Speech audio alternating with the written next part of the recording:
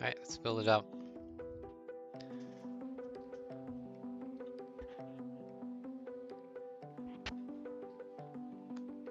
Comfy stream.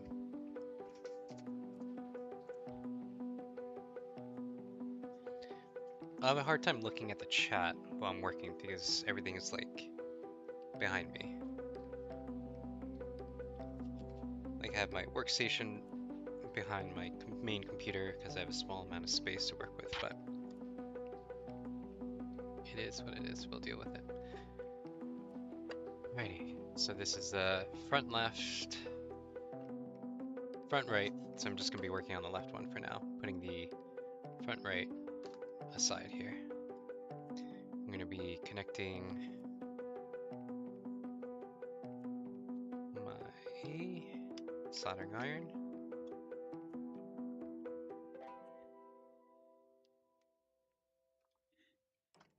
Take away some things that are on the desk they won't need. So we're just using diodes only now.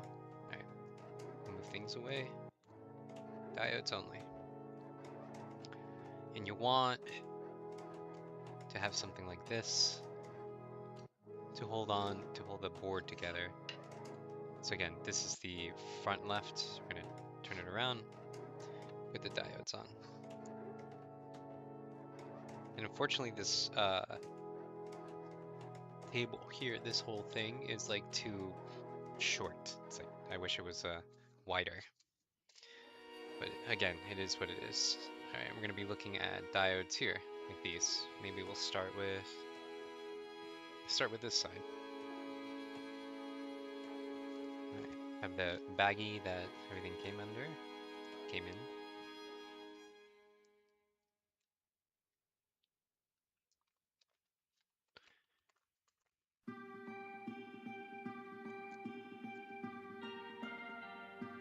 And these are very small. Be careful with it. Let me set like a stopwatch to remind me.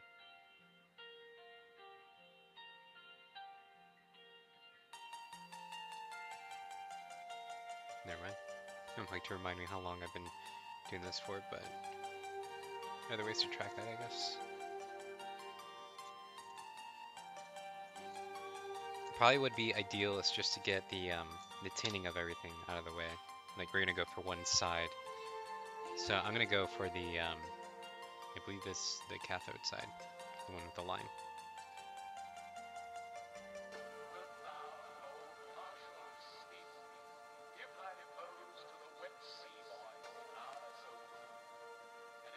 So the whole point of this sort of streaming is that I often see too many people who are really good at building keyboards, kind of just like not doing enough streaming of like how tedious the whole process is. They make it kind of bypass a lot, don't really talk too much about the intricacies of it. They make it seem too easy, basically. Maybe hiding away how difficult it could be, but really, actually, I want to point out like how easy it can be as well. Like they hide away all the detail, and some people might think, oh, there's like all this detail I don't know. It must be like really ridiculous hard to do. But even I, as someone who doesn't have like an electrical engineering background whatsoever, I just find it really simple to like complete as well, as long as there's like certain really basic understandings of how the whole component, the whole circuit works. And a little coffee there.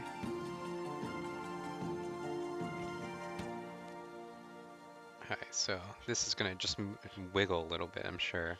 So we're gonna go for this side. Okay, there's gonna be a lot of moving around. So I'll be using a tip like this because I want like, you see how big it is. It's like it'll make it really easy to exert a lot of heat onto that spot and make everything melt very quickly. Turn on the fume extractor, which is what this thing is right here. In order to keep the soldering fumes away, we want to be safe. while we do this, not breathing in anything, and I'm gonna go ahead and turn it on. And just make a note as to like how hot things need to be to get started. So we're looking for 260 there. We're gonna be tinning the soldering tip here. And then you see all that smoke, hopefully, coming out. We're gonna tin both sides. There you go. And we don't want any of that smoke to come in to us. So I said cathode side, right? There it is. Very easy. And we're gonna do it for everyone. Done. See, when you have good equipment, it makes things very, very easy. So we're gonna continue tinning everywhere we see that. And now you see, this is already off the board.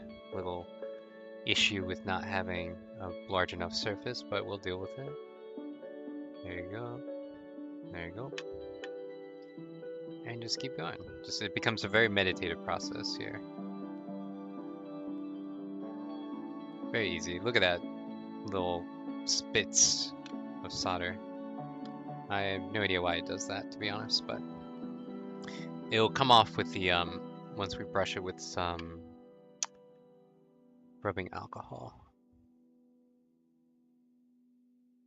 And I'm just observing everything through my microscope because it's much easier on my eyes and having to look down at the smaller circuitry. It makes it very easy to understand.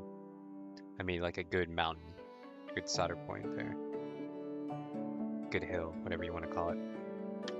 Yes, it's a little burned because there's a little flux in the solder itself that makes it come off way easier.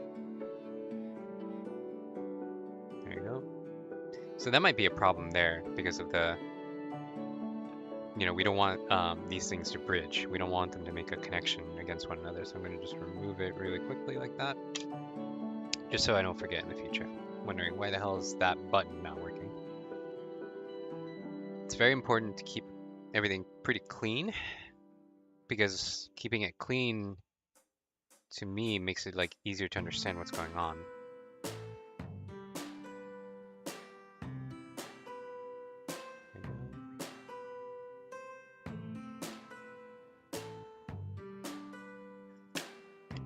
Off the board again. There you go.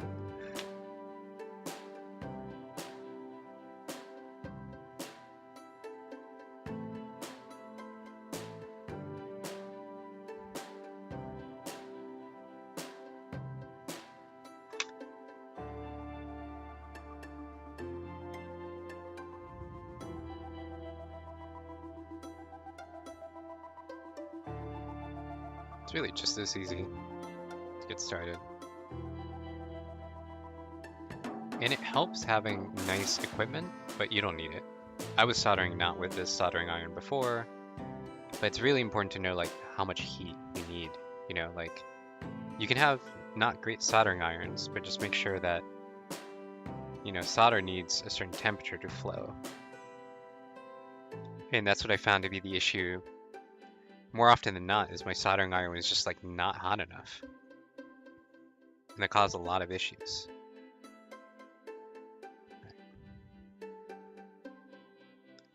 So, and this you can see I did an issue here with a hot air gun a little bit. I melted part of the plastic that holds the board together. It's because there was a thing I was trying to heat up that was too close to that board. So it takes a lesson from me to be more careful when dealing with really hot elements and to understand what angle they're coming from and what components are in the way that might affect it. So I turn the board all the way around. Here you go. And then these two.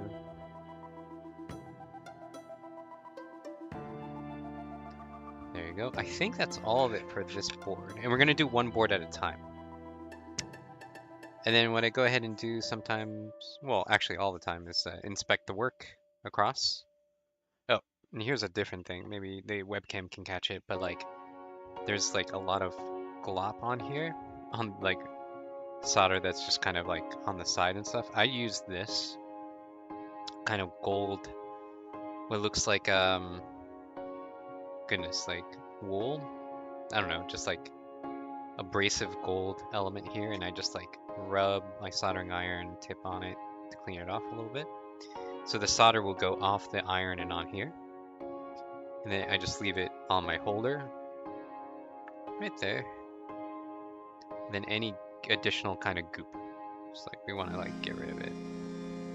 Just put it to the side there. Inspect the work. See, there's a little things here.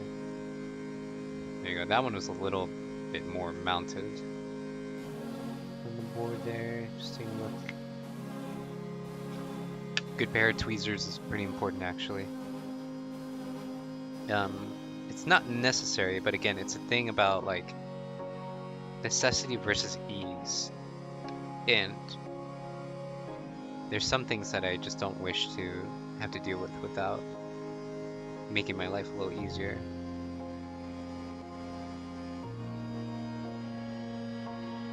Like for example, this desk I'm on is something I made. I went ahead and bought and assembled it in a means to make it easier to start doing more work like this again and stream it. Wasn't necessary. What I was doing before was using the my desk in which I type, but then what would happen is like once I was getting close to the end of the day and I wanted to like, you know, work on programming and stuff, I would need to take all this apart and effectively shove it away, and it would just take so much longer for me to just get started again because I put everything away. It's just more of a pain in the ass to get up the will to want to do this again. So I made an effort, spend like $30 or $40 on a very small desk. I think it's like 18 inches by like some 30 inches or something. And it just is right behind my actual like keyboard station, my actual computer that I use for work. So just things to make your life easier that are not necessary, but I don't know, like it's not necessary to do any of this, but I want to do this and I want to make it easier to do the thing I want to do. So it's kind of like a trade-off that way. Right. So now that you have these, I believe that's the cathode part. You have all those sections soldered. What we're going to do is we're going to pull each one of these diodes out and kind of reheat this up with the iron on one hand, and then hold and push it in with the other. That's the easiest technique I found to do, and that's the one that's recommended all the time. So I'm going to use not this tweezer, because what I found with like these tweezers is that they're great at grabbing things, but I often put too much pressure and they kind of snap away from me. They kind of, the components I'm holding onto love to just like evacuate from this tweezers quite a bit. So I'm gonna go ahead and instead use these. They're much wider. I mean, goodness, I need to like get these fixed or something because they're like a little like wonky. But in any case, it would be great to grab on and really hold, and they won't like snap away from me. So we're gonna go for this one, which is, I guess, for this. Yes, this one will be for this part of the board right there. So what I will be doing, I think, is I'm right-handed, so I'm trying to think of like what would be the ideal manner of trying to put it on, because what I want to do is hold a soldering iron on my right hand, because that's a more dangerous element. So I'm gonna have to do this thing where like the board is half off the whole thing. Hold the component. Oh my goodness, it's gonna be like almost completely off. Like hold the component here, and then use my right hand to solder, to reheat that solder, and kind of like as it's liquefying, just kind of press in. And then what I'm gonna be doing is holding on to the component, heating this up, and then like as soon as I feel that the pressure alleviates, it will happen because I'll be pressing the component against this blob. Right now it's pretty hard. So the moment it heats up and turns to liquid, it will like allow me to slide in. And then as soon as I can put the component right down the middle, I just like remove the soldering iron, leave that there, and then let go of that. And then what I'll do is I'll tip it to the side like this to see if it's flat up against the surface. And if it is, I did a good job. If it isn't, what I'll just go ahead and do is I'll like kind of reverse this tweezer and start applying like a little bit of pressure down and then reheat that again. And then you can feel it kind of like settle in. Like it's kind of like on the side and it'll ease in like that. And then once that's done, then we're good to go. What I'll probably do is I will go ahead and do the thing where I'll insert the component from the side and like reheat it and then make sure it's kind of like in the middle. Do that for this half of the board and then double back to see all the work that I've done and look on all of them, be like, oh yeah, that one messed up, that one messed up, and then go ahead and do like that whole putting on top, adding weight, and resoldering then and there. Kind of do the operation, split it up, so that it's more of you focus on one operation, and then you focus on the next operation, so it's not like it doesn't take up so much time to do. Sorry, but is this the best way to do this? You know what? I think because I want to do that one. Let me see if there's a better way. Yeah, I have to be very willing to move this around constantly. Can I do it like this? I think I can do it like this. Readjust the board. I definitely need to put in the description of anything I do. It's like, I'm not a professional. I did not design this board. I wish I could, but I did not. I'm just simply assembling it. I'm just building it out. And it's a hobby. It's something that I'm a complete amateur to. But I've been enjoying the whole process so far of just like getting used to it, to building these things out. And there's a great number of boards that are like that look really fun, but you have to build them yourself. Like this one, because the assembled version of this costs you so much more. And I have fun learning and building things out as well. So I'm gonna go ahead and pull this diode out now.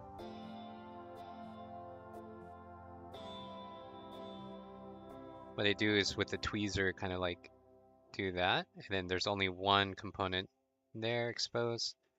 I dump it out, and then I'm going to work with one, and then eventually, you know, I'll get into a rhythm, and then everything else will go by really quickly. And so the way I remember it is the lines there. Okay. I don't know if that's easy to see or not. See, line there. Line, line. That's how they make it easy for you to understand what's going on. Alrighty. I'm trying to position the board so it's not like tilting towards me, but to still be on camera. Which is surprisingly difficult. Here, I'll see if I can do it like this. Readjust this, because I think it's important to try and show kind of this process. It's the whole point of why I'm streaming at all. It's just to show friends and strangers on the internet how kind of easy it is.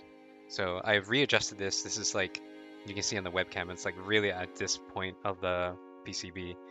But yeah, I'm really at the edge here. But the thing is, it's like not moving so much. I'm not going to be putting a lot of pressure or a lot of weight. So I think this will work. Again, we go here, line for line there. And light is another thing that's really important whenever you're messing with any sort of electronics. The thing that you cannot do without is just like enough light. I know that there's some channels in which they have so much light that they need fill light and non-reflective light, and that's too advanced for me. For me, it's just like I need to just be able to see what's going on. So I have these two LED spotlights that I'm adjusting with, and then I have an additional fill light that it's so bright right now that I don't feel like I need it. But here we go. So this is like up against the PCB right now. You can tell that it's like really, it's flat. Ooh, this. As I'm moving the soldering iron, I realize this light here is actually going to be a problem, so I'm adjusting it. so it's out of the way of my hand. So I'm gonna be just doing the thing I said before, which is I'm gonna angle it like this. I'm gonna try and grab it and be like flush up against the floor, and then I'm just gonna be heating this up. Now you don't need to take too much time to heat this up.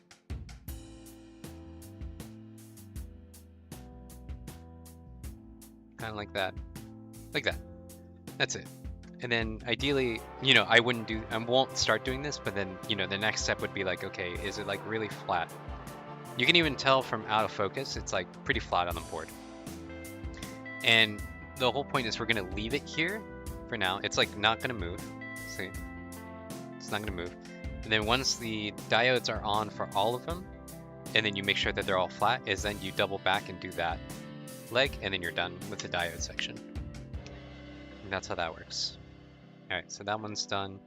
And now you kind of pick whichever side you want. You want to go by rows, by columns.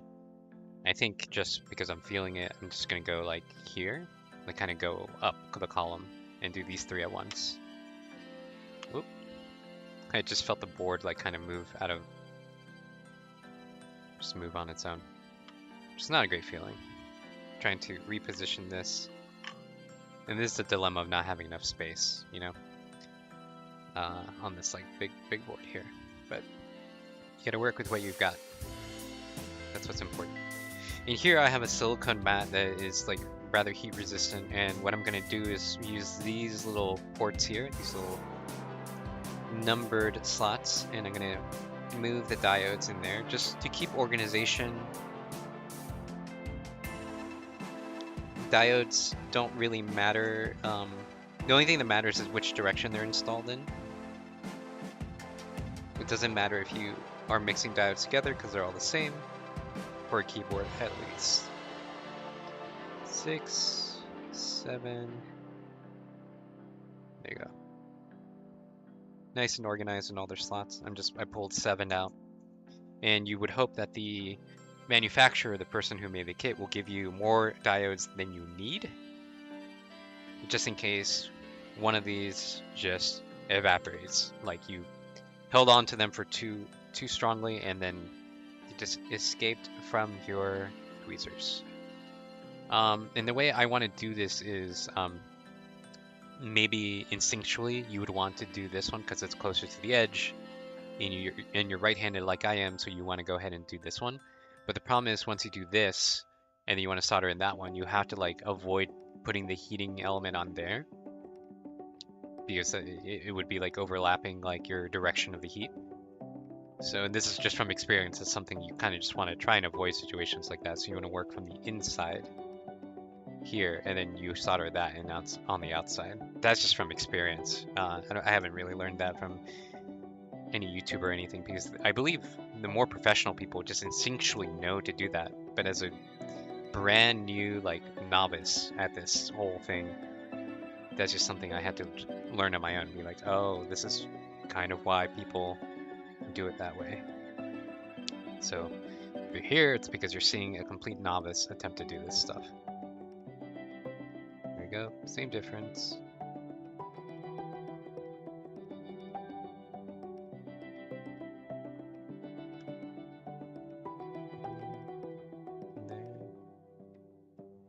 Looks good to me. And again, we're gonna go by that same mantra of just like, okay, heated, fine, and then go to the next one. And we can go ahead and go across. Sure, let's go across.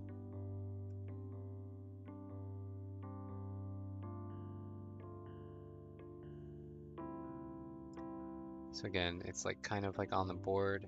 Like when I am holding it with my tweezers, it kind of does instinctually a thing where you're lifting it up a little bit, but try your best. Heat this up. There you go. And you can tell those points here and here, like here and there, they're making contact with the metal underneath it. Now they don't have to be this straight. You kind of want them to be as straight as possible, but like really it's not a big deal they're a little crooked, because that's not the point. The point is like how good of a contact they're making to the points in the metal that they should be making contact with. So if they end up, which I've done, if they end up like this, a little crooked, You can adjust if you want to straighten it out, but at the end of the day, if they're making good contact, they're making good contact, you're fine. That's a part where you don't have to sweat it. That's not the detail to be concerned with. The detail you want to be concerned with is that 2 points that should not be touching at all are making contact, which is a short. You want to make sure that that doesn't happen. Like, that's the thing you should worry about. Also, you should be worrying about whether these directions are correct. Yeah, line for line there. Just little details. There are certain things you should sweat, certain things you shouldn't sweat. And when you're just starting out, it's very, very hard to know what is and isn't the thing you should worry about, or like what is and isn't something that's going to be incredibly time consuming. And it's really hard to get motivated if everything seems very hard and everything seems very time consuming. But this is why you hopefully have teachers or mentors that can help you shortcut certain processes, certain things to like, you want to build a website, but you have no idea where to start. Everything seems complicated. And that's why you have friends that have been doing it and be like, oh, it's actually not that hard. All you need to do is learn. You don't need to know the details of how a certain thing works, but if you want a certain effect, this is how you would do it. And either it's like it's about this language or that thing, It's like that's what good mentors will do. It's like help you navigate what is and isn't difficult, what is and isn't time consuming, to focus on what's really important, which is the expression of the idea that you want to emit.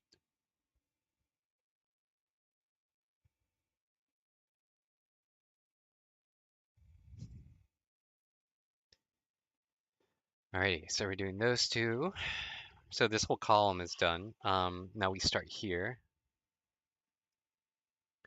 Now it's going to be a bit of an angle, so instead of like being like this, I'm going to have to go like this. Same thing with the soldering iron from here.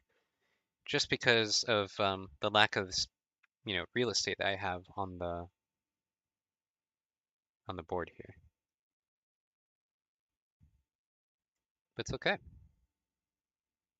We'll deal with it.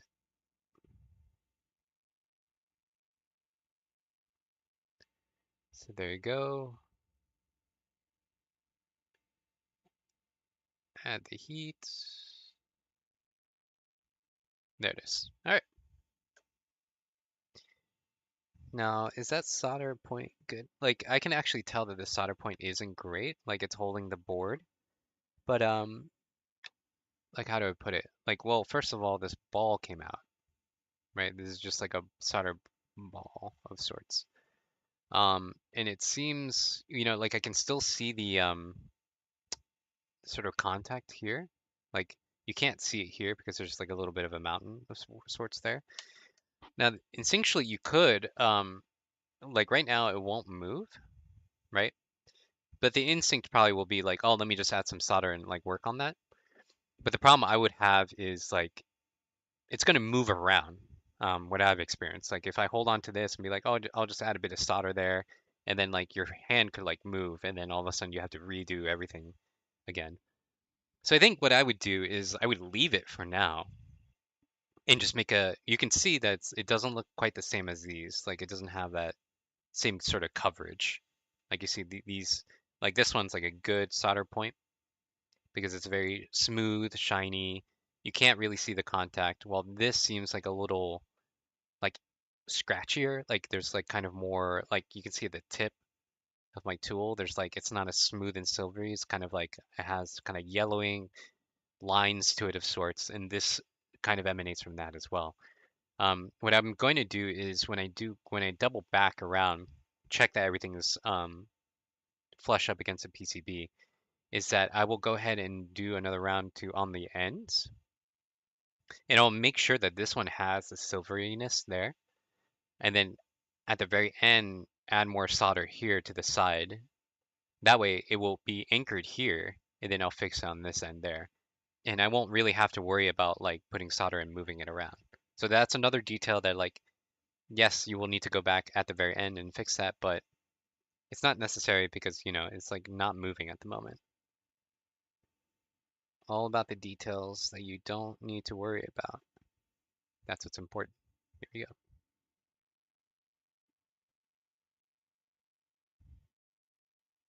go. Oop, okay, see that I have a component here that's causing me issues. There's always at least a diode per side of keyboard that I make that has an issue with me. And I don't know what it is. Like, it has a tendency of wanting to jump a lot. It has a tendency of wanting to rotate a lot. It has like a lot of issues with me, I'm sure. Like with somebody else, it'd probably be like more receptive and the like. But with me, it has issues. So adding a bit of heat here.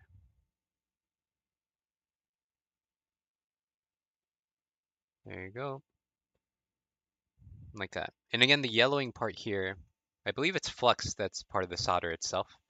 So I believe this solder that I have, when I bought it a very long time ago, it has like a flux core that I can't quite see. There's like flux in here in the solder. So once you start melting it, it mixes with the flux that's already in the core, makes the solder really like fly out. Does a great job of making things much more easy to solder together. And that was just something I bought a very like many years ago. I won't try and date myself, but 4, 5, 6, 7, 8, 9, 10. All right, just 10 at a time. Get those out. All right, in this one in particular, decided to jump from 5 to the other one. Alrighty. Where's my music? I had some piano playing, but I think we reached the end of it. I'm trying to play free music. Free piano music.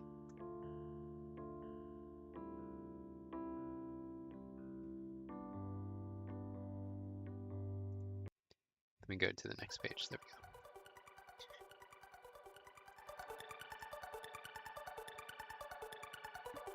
go. Alright. So where were we? Yes, we've done this one, and now I'm going to be kind of like more trying to zone in, zone out, zone in. I'm trying to do this more automatically. How about we put it that way? Remember, you want to know which way to do it. There you go. Alright, let's go. Montage time.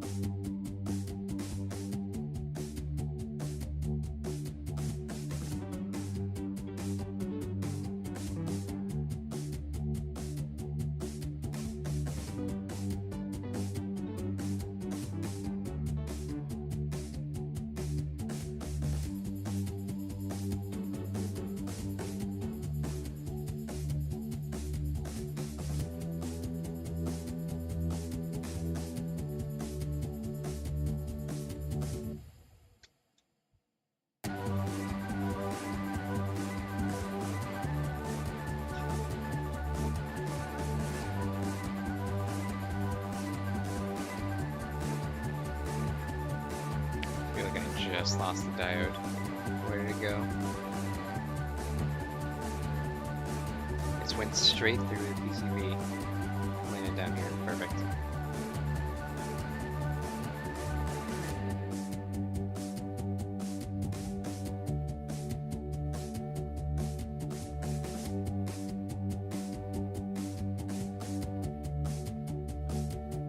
If anyone has any questions, I'll be free to answer them in a bit. I have the chat is behind me, as per me being on the workstation, in order to do this at all, and separating where my computer is where I'm streaming.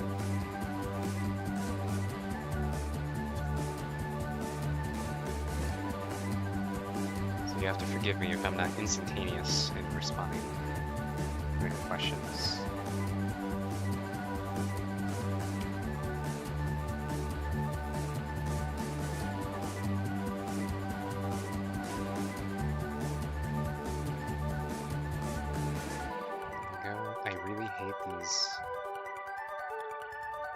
like solder bubbles.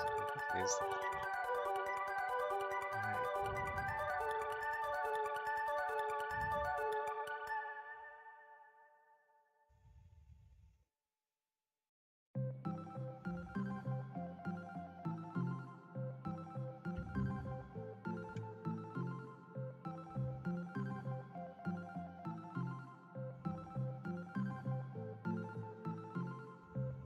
Just like that.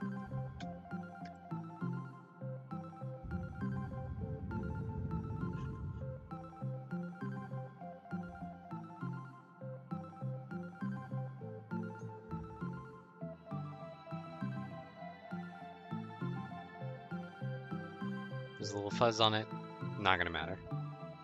So it's gonna be a-okay.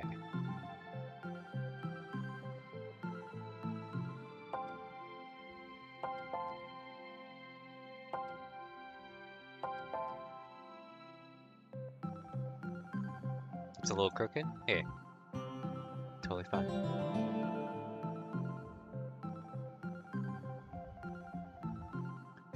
Totally fine.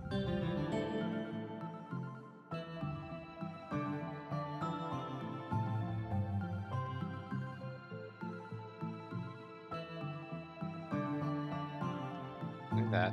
Very nice. Automatic mode.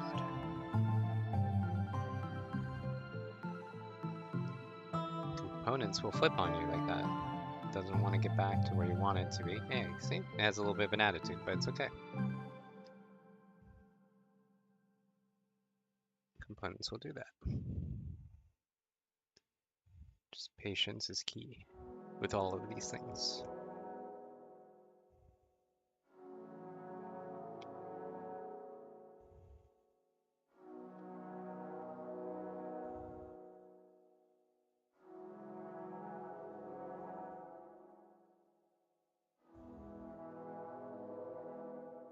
Like that.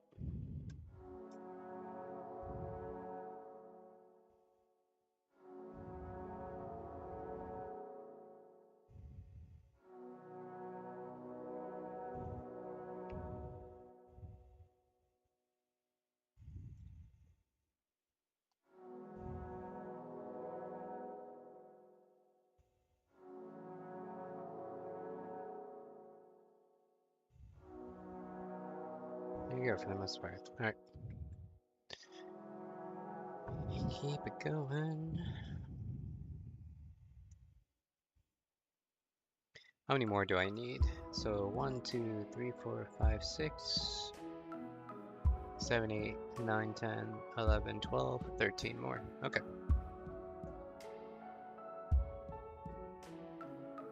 Two,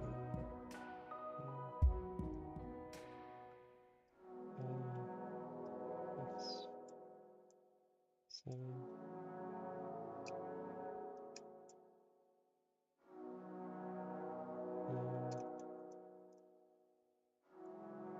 13. Alright. Counted it out. Let's start from up here now, just to change it up a little bit.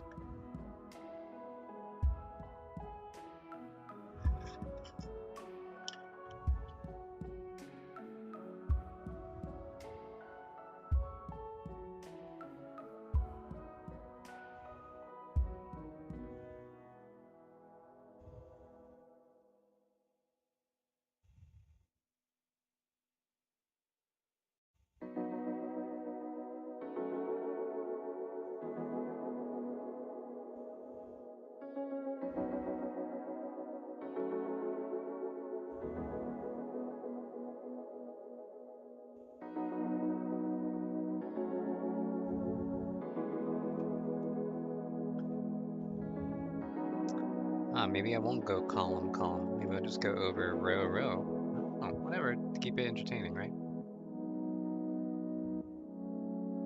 Just me and my thoughts here. Listening to some DRM-free music.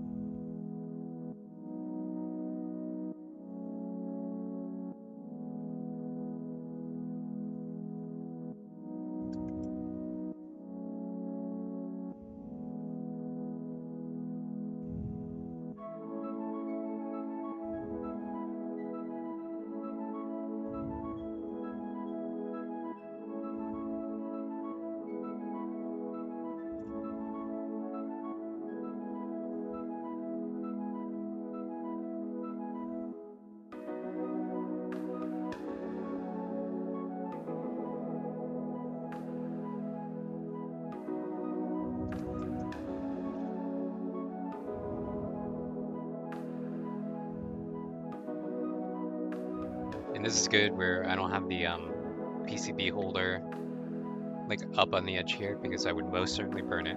It should be out empty, kind of here. I mean, these edges could be gets tricky. Not saying could be. I think I'm gonna say it is.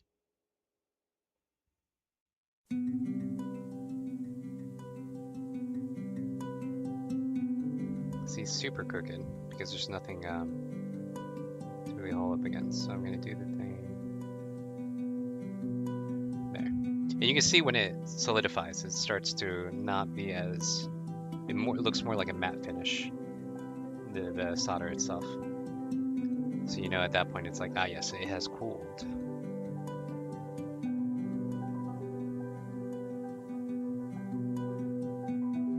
See? Cool. Alright, let's keep going.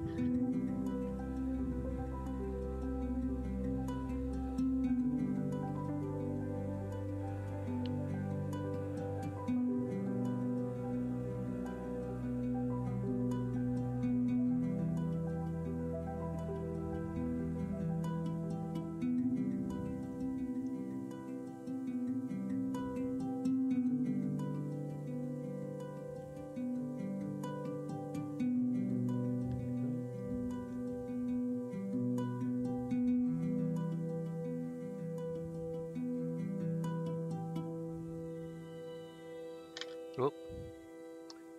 Fell off the board. That can totally happen. This is why I have a table and a mat that will catch it. Whatever components happen to fall down. Now I'm at an angle, which is not great, but as long as I'm up against the board. I think that's what's important. Looking at the board to see where else I need to solder. Right here. Oop. I lifted up the mat with my components and one just happened to fall out. Okay. I think that's how it was.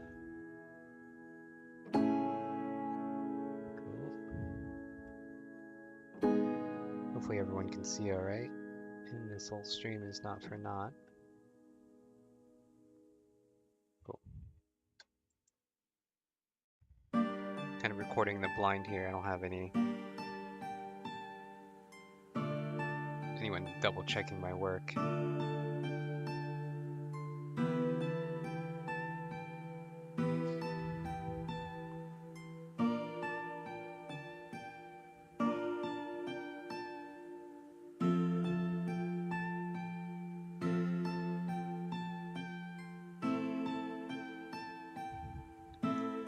I can just tell that one's a little off the board, but we'll get back to it in a moment. 3 more left, so 1, 2, 3.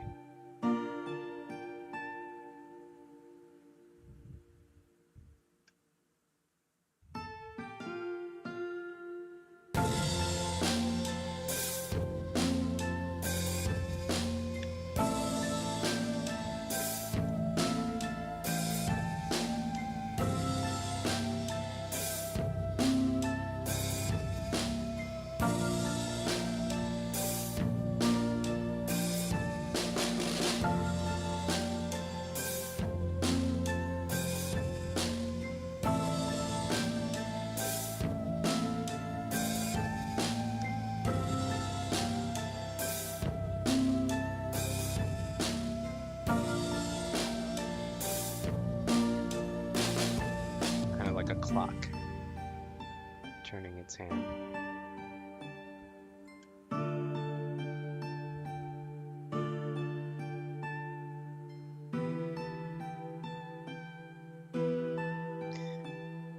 Alrighty, time to look.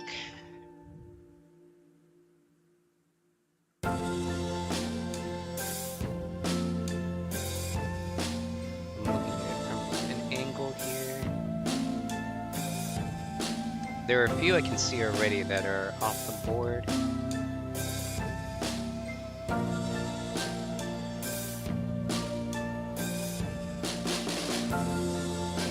So let's start with this one. This one's off the board a little bit. So the technique for this is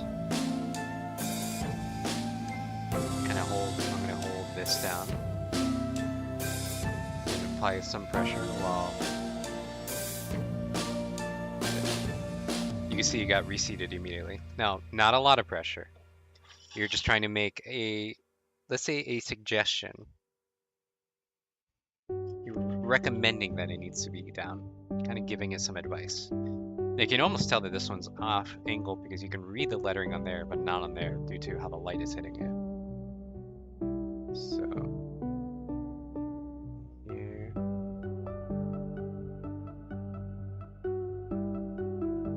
recommending it. Hey, do you mind coming down? And I could feel it seat again. Now you can read both.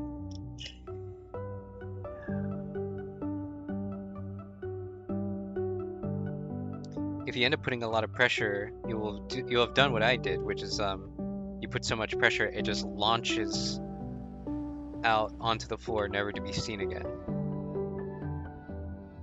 This one looks a little crooked also. Oh, that's the one that we were gonna go back to later, but let's just get back to it now.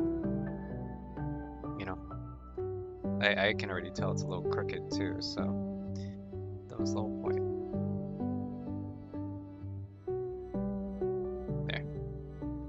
And you don't want it to be crooked because the whole point is like it needs to make a maximum amount of contact with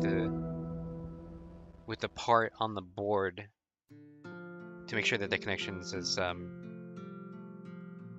as clear as possible. Let me just put it that way. Just like really, there would be no problem with the connection. So if it's crooked, that means it's like on its way to not being in good contact with the pad. That's an issue.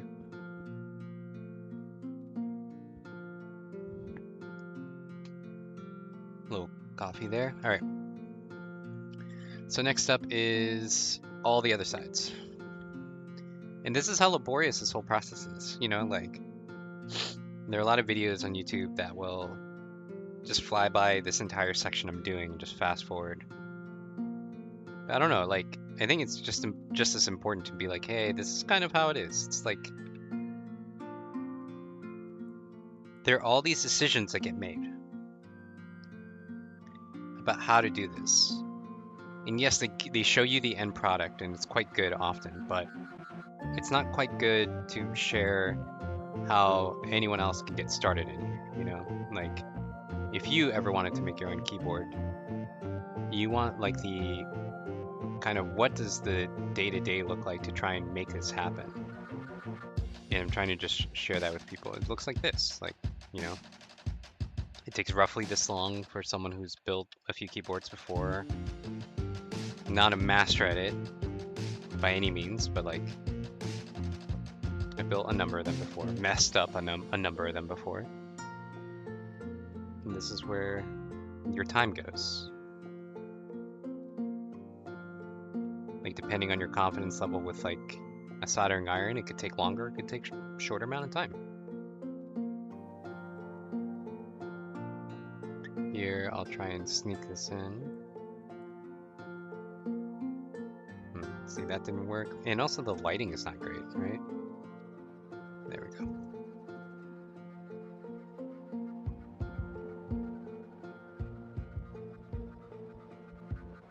There, connections being made there.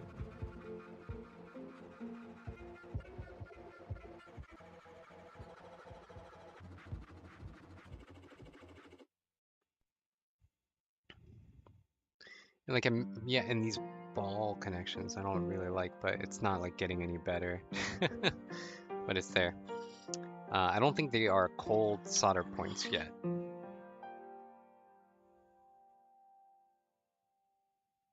But I want to double check these.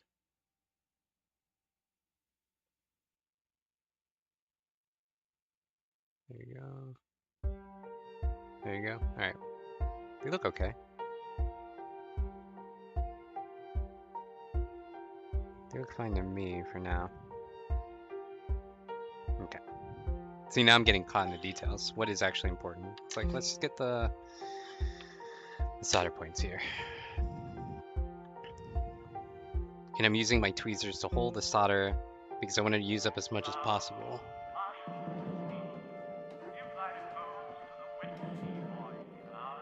You know? Like, this is my finger for an understanding of scale.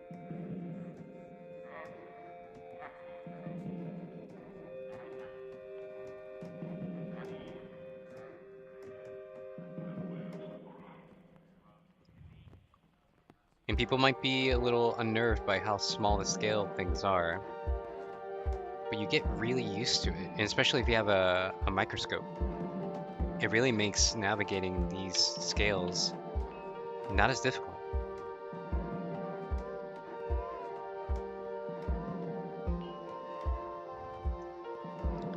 Again, lighting is very important.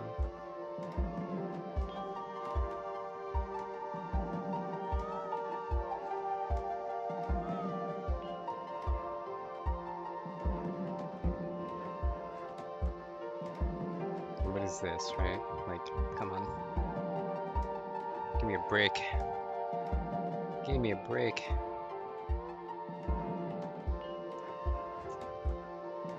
And I think I'm pretty done with this solder. I think I really scraped as much as I could out of it. So I'm just gonna head and toss it out there. Get myself some new solder. Look at that, I found a diode that went missing. Perfect. And this solder is like pretty easy to break, I think. Yeah, I think if I wiggle it back and forth, it would just break, but I have a pair of scissors that will just help with that as well. Okay, new solder here.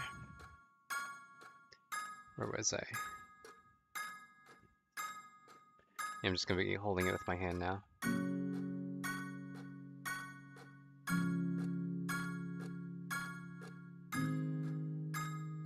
There you go, there you go. And when we, for fun, just go across here.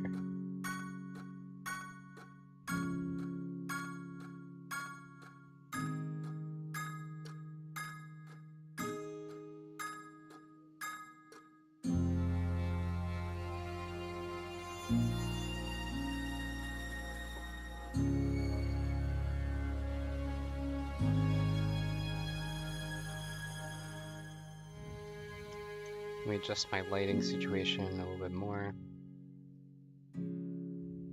There you go. Did those.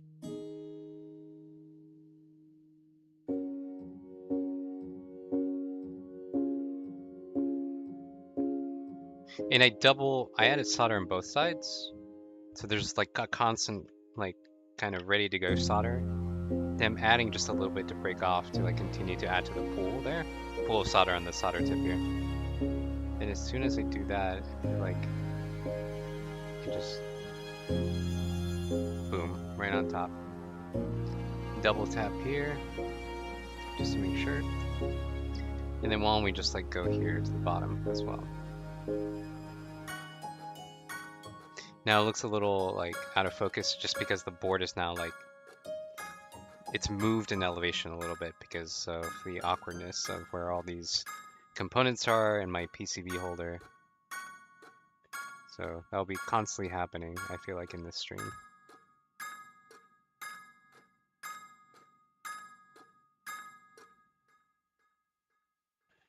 Again, it's a matter of working with what you got. Not trying to stress out too much that you don't have the right pieces of equipment.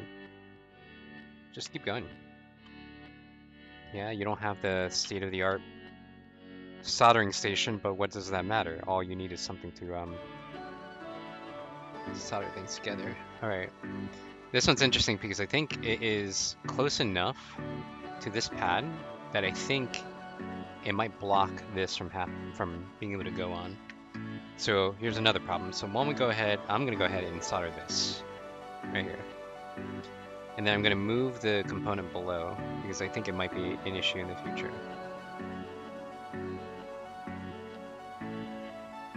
You know? So where were we? It was this one, right? Yeah, yeah. So it's fine if it's crooked, like I said before, but you don't want it to get in the way of other components. There.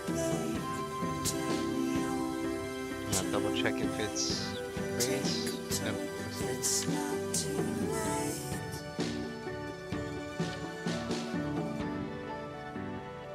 There, it looks like it's cleared that a little bit better.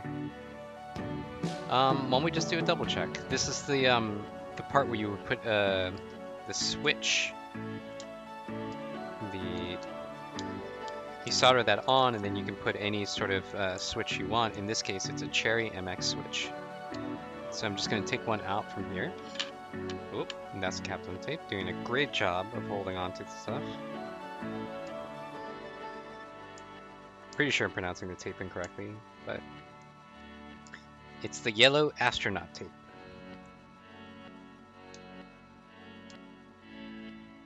Or golden astronaut tape.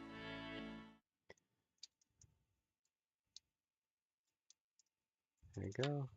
And just kind of a double check, right?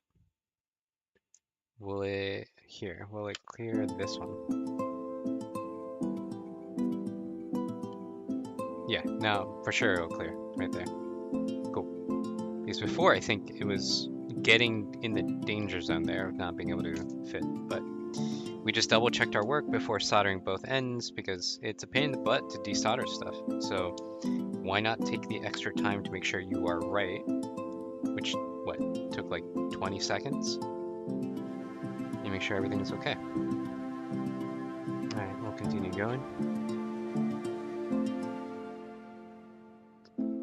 And even if you had to desolder it, it's not a big deal.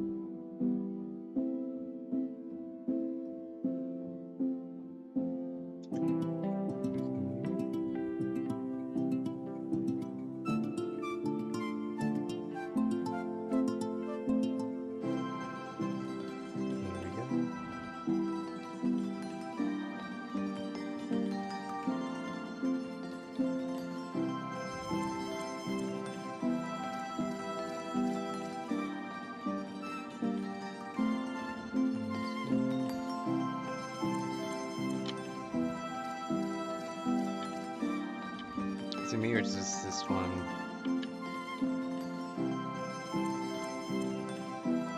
Okay, so it's this one that's like crooked, that one. Same difference. Here we go. That one. I mean, they both look coming off the board, but we'll give it suggestions, shall we? Recommendations. Hey, do you mind being like closer to on the board? Thanks.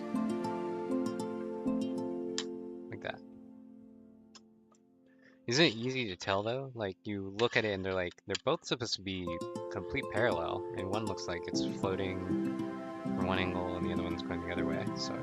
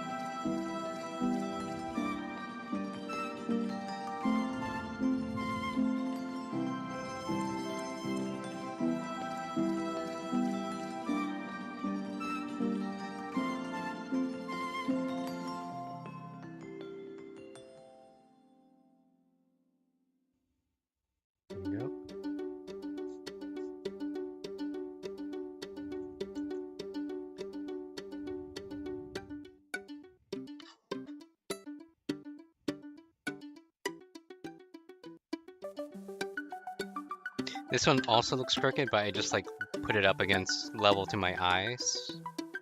It looks fine. Like I think we'll live.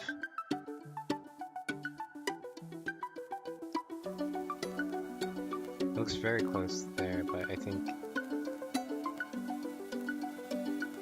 it's fine. There we go. that one I adjusted.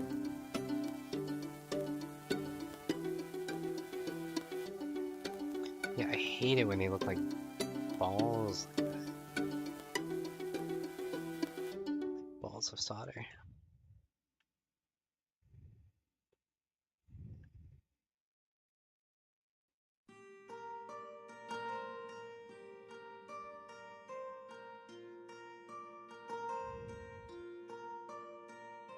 It is what it is, I guess.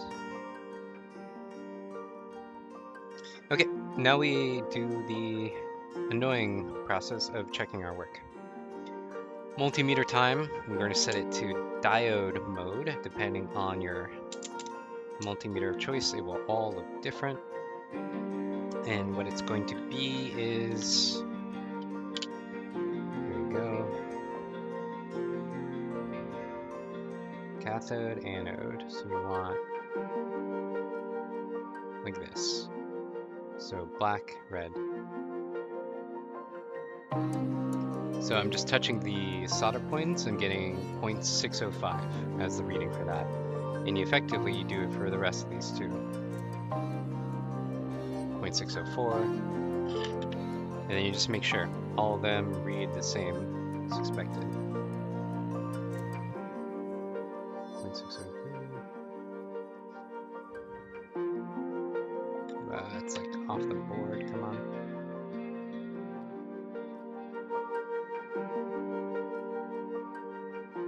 604.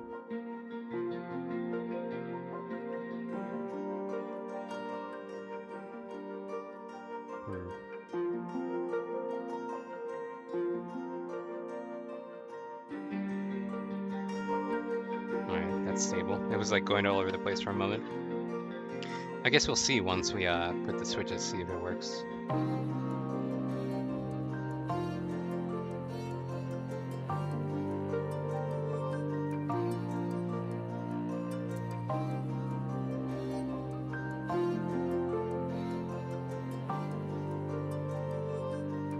Alright, this one's going all over the place, actually.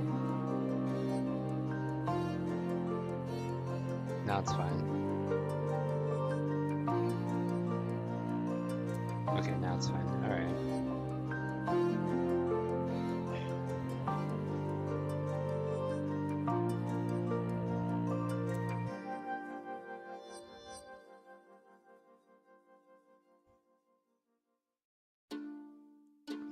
Okay, this one's very weird.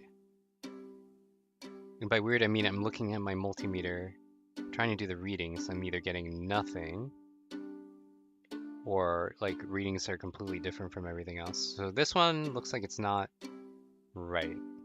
I'm getting like no reading.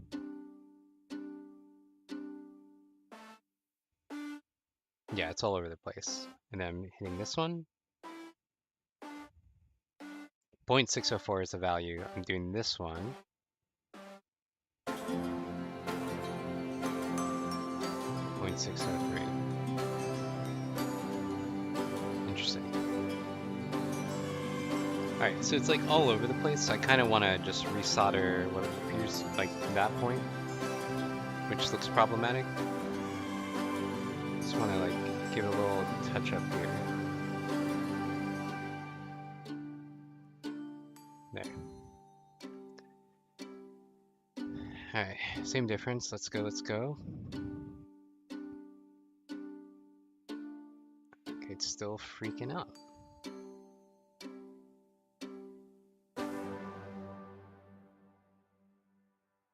Yeah, it's still all over the place. Interesting. This one's like a little problematic, I guess.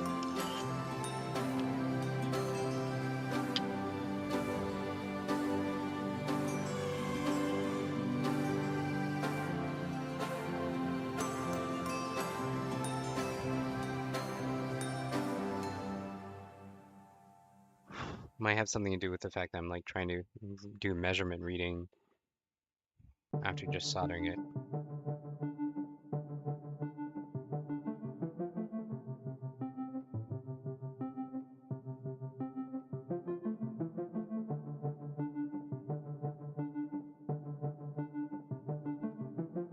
Doing more readings. 0.591 for this one now, and then how much for this? 0.591, so they're the same. Okay. I guess there was like some solder issues there.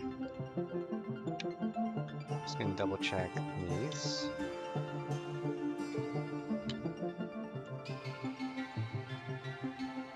Gotta always remember, am I doing columns or am I doing rows?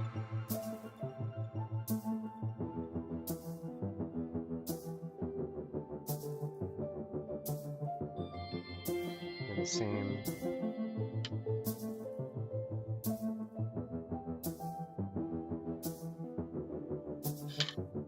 So funny, these are point.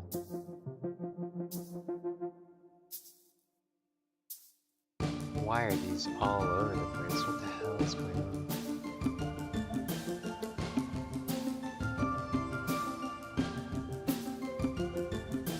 I'm not sure. This is gonna be really weird when I actually go ahead and...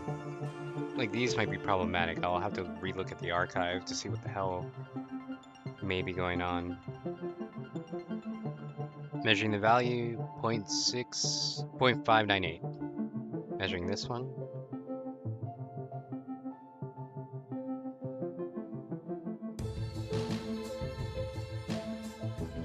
0.6.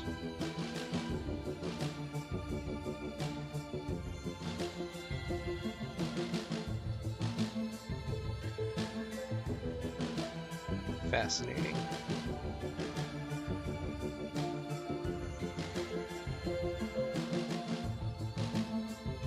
Trying to figure out where is this weird reading coming from. Like this one reads fine. 601. This one is like all over the place. Goodness gracious.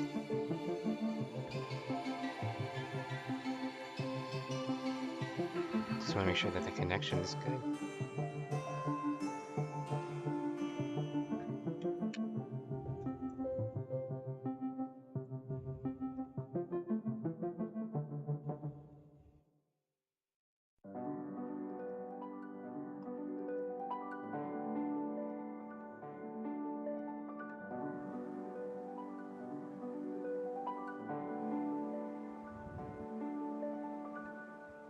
Now I'm just measuring all the ones in the same row.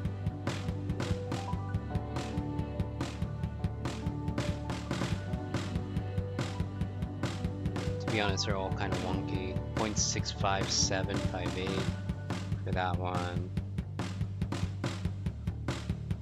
0.598 for that one. 0.596 for that one. Okay. Let's go for this one.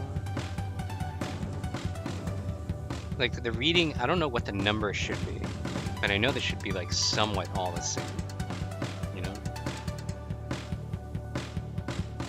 Like close to each other. It shouldn't be like one is 300 and the other one's like 900. You're like, okay, that doesn't make that much sense. And I'm in like debug mode. It's like, obviously this looks like doesn't look great.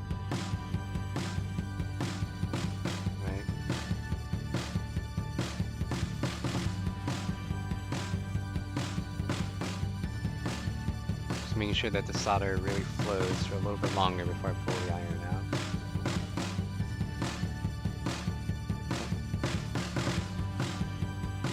Let's see.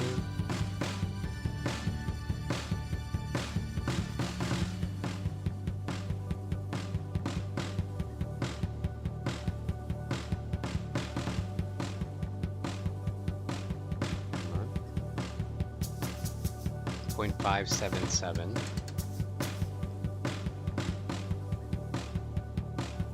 0.589. Okay.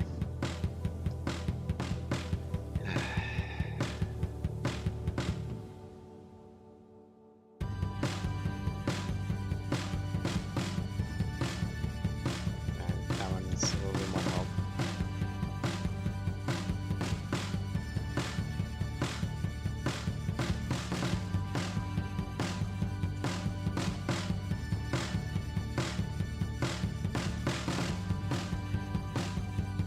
.569, 0.577, 0.584. I don't know. Like, it's at least more consistent.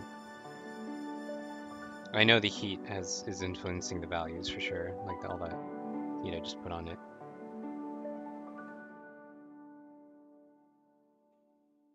And this one, 597.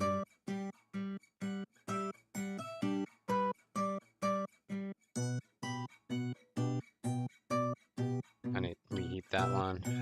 So much more work than expected.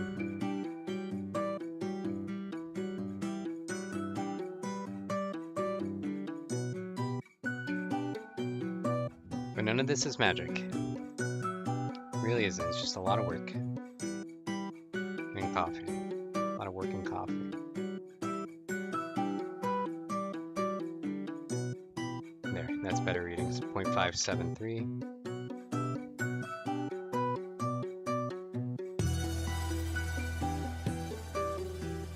I'm gonna just reheat everything. My goodness, all the readings are so off.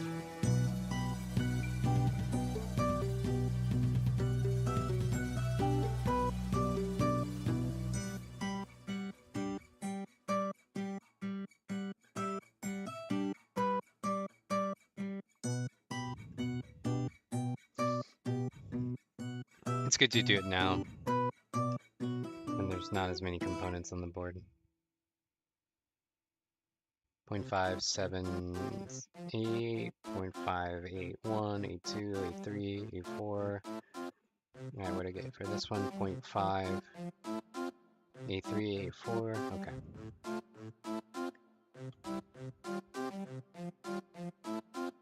0.6, 0.597.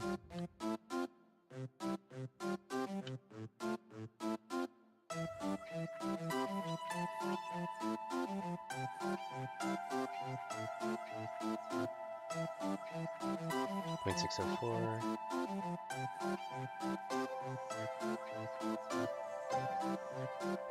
I'm gonna redo those.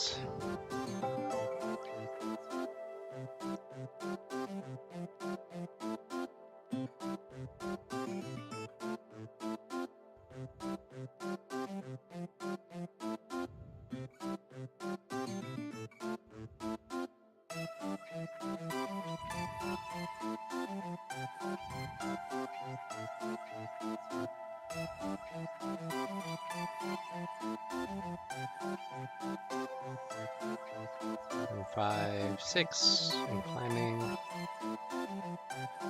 And 5, 7, and climbing.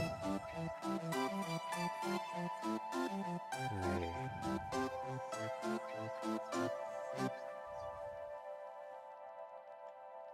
0.6.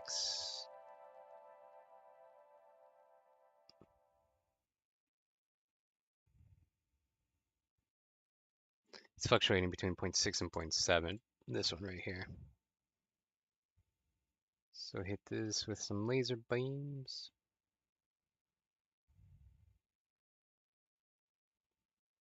There you go.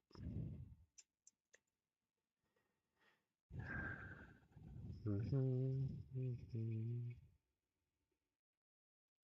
0.56 and climbing. 0.57. Alright. I think this is the last batch.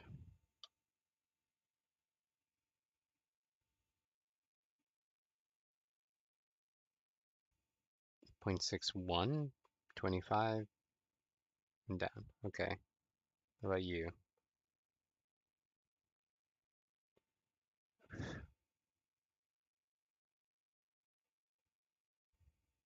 Okay, these are both also weird. Man, I did a terrible job, it seems like.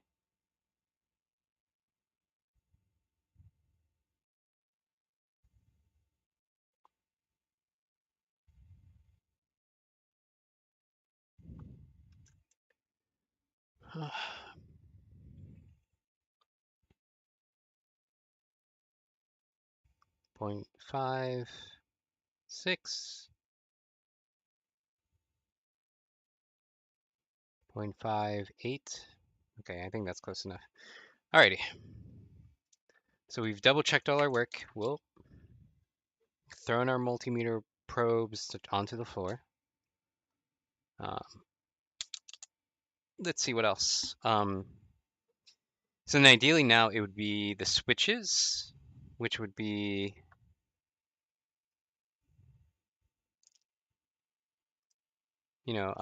these also go on the bottom and they go here. And the idea would be same difference. It's like you tin one pad, you put that with solder, put this over it, and it will like be like kind of like on a tilt because there's a mountain of little solder there. Then you heat the solder in between those, and this will flatten out. You do the same, and then you put mountain solder there on top, and you're done. So same difference. I'll have to. I think what I'll do for today is aim to put the switches on this one on just this side and call it for the day because I've already been streaming for roughly an hour and 15 minutes and it is gorgeous outside, so I need to just make sure to appreciate the day.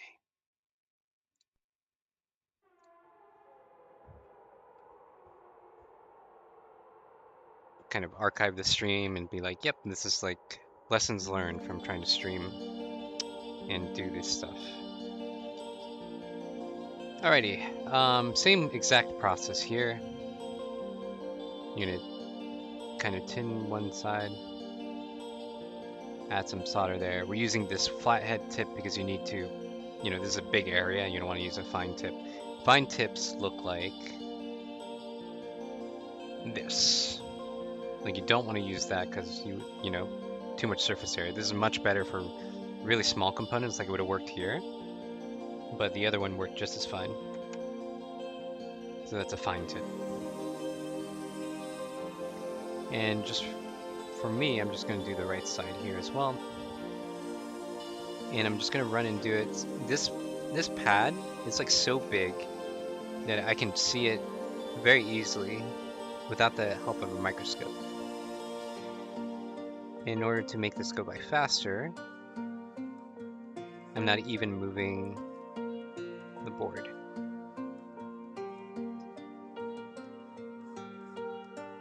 You can probably see in the webcam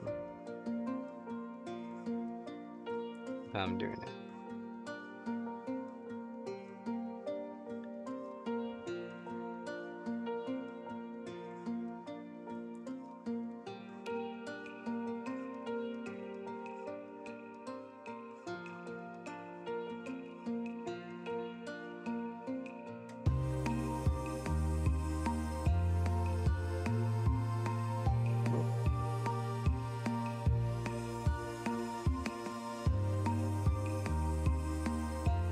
Now we're speed running this.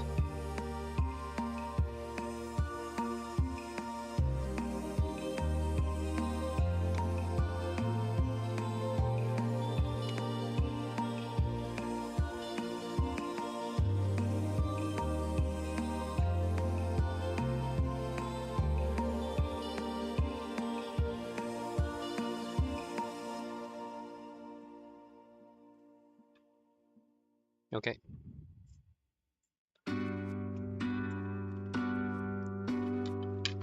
Let's do this switch first.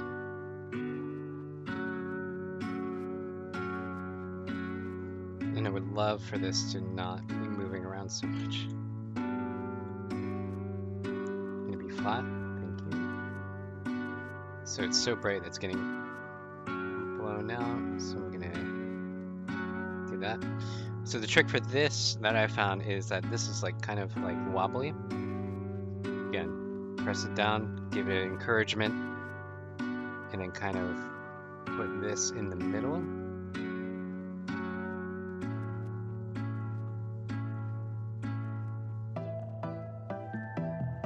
See that? There. They ain't going anywhere. And you probably want to, so it's not going to go anywhere, but it will need more solder just to really be in there, because what's going to happen is this is going to be, like you will have a switch that will be inserted into here and taken out, maybe multiple times during the lifetime of the keyboard. And you don't want something to push on this and it's like barely on there and then just fall through, you know, or break apart halfway.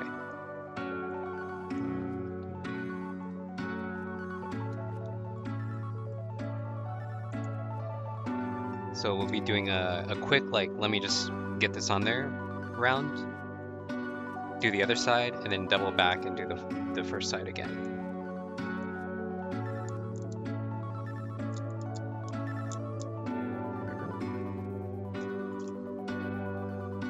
And we'll do it again, like this.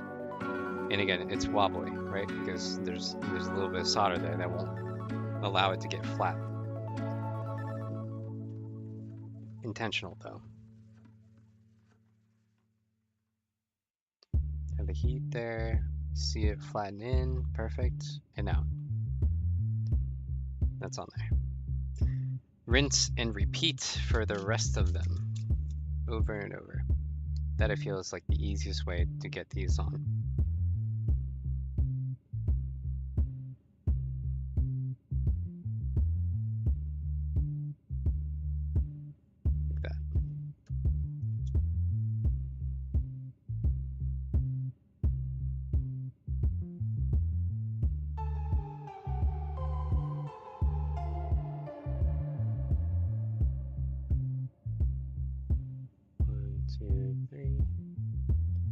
Again, the whole aim is just to get them on there, like, somewhat flat, and then just keep going.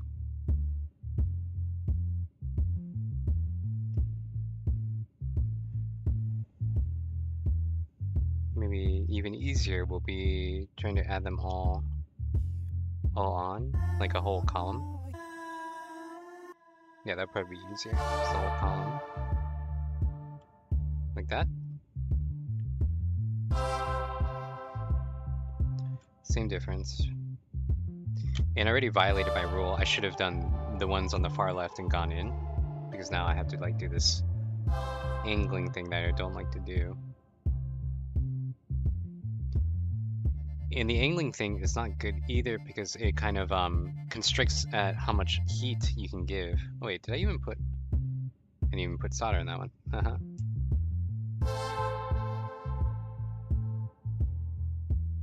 There you go.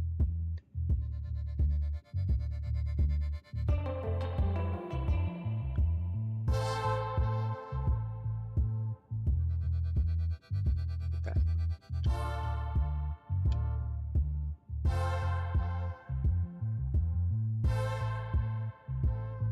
Like you can't put as much heat contact if you have to angle it at such a point where you can only use like the tip or something. That's why I don't like having to deal with it. Oop. Okay, my board just moved. Great. And again, the whole the temperature setting for my soldering iron has been 260 degrees Celsius the entire time. It's kind of for anyone trying to keep track. Now I'll be moving this PCB holder a little bit because now I don't have to worry about the diodes so much. Like all the components I'm messing with are like more inside center of the board itself. So here we go. Let's keep it going. It's gonna be more of the same. Just I can't quite show it on the camera, on the microscope, and maintain the PCB in such a way that it won't rattle around. So just 3 more.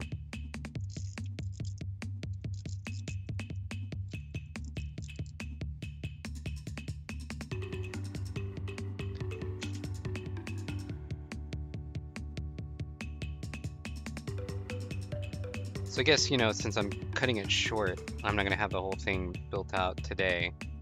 It's, you know, if anyone wanted to get an understanding of how much time this takes, this would be like, okay, I've done just literally one side and gotten to this part. Multiply that by 2 to get to the other side. And of course, like, I'm like talking, I'm trying to be like more instructional and informational, but this is also not the first time I've ever done this either. So I don't know, it'll be like some calculus that needs to be done to determine exactly how long it would take you, a person who's never done this before, how long it would take you to kind of complete this, but yeah, keep all that in mind. It might take a while, and that's okay because it's a matter of learning and trying to get better at something that you have no experience with, like me. Like just trying to learn a new skill. It's not fair to believe you can do it all at once and have perfect outcomes all the time. Hey Eduardo, my friend. Hope you're having a lovely day. I don't believe I will complete this today, just because you probably know how beautiful the day is outside. So I'm gonna have to try and enjoy the day as well.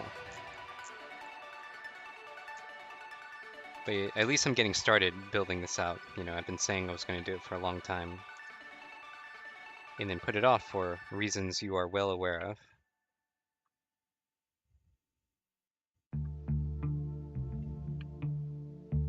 Right now I am just going down the whole column, adding these cherry switches.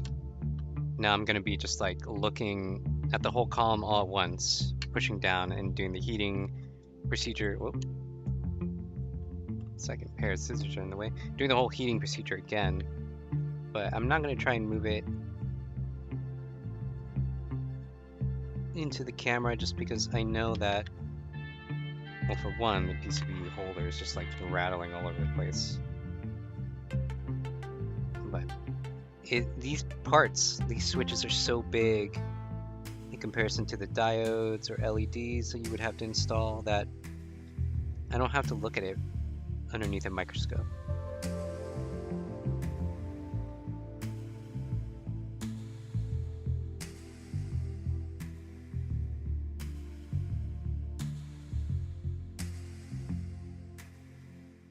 Right? Like that. This all go flat. 5, 10, I guess 11. So that's the next one. Yeah, the diodes are the most important part to get in. It's the most annoying part. But like I was saying at the beginning of the stream, it's really like equipment. Good equipment makes things a lot easier. I mean, you can certainly do this with not the best equipment in the world, because what you need is just a place to hold everything. Well, actually, you don't even need that, because I'm pretty sure a YouTuber that you and I are well aware of, who assembles old retro console updates, like hardware updates, etc. He does not look like, it looks like he doesn't use a microscope at all.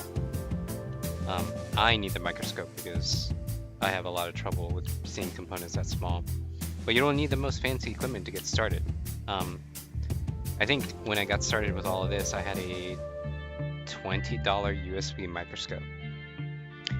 And some people don't even have a microscope at all, but it helped me with seeing what I was doing to get started. And you just need a soldering iron, solder, and that's it.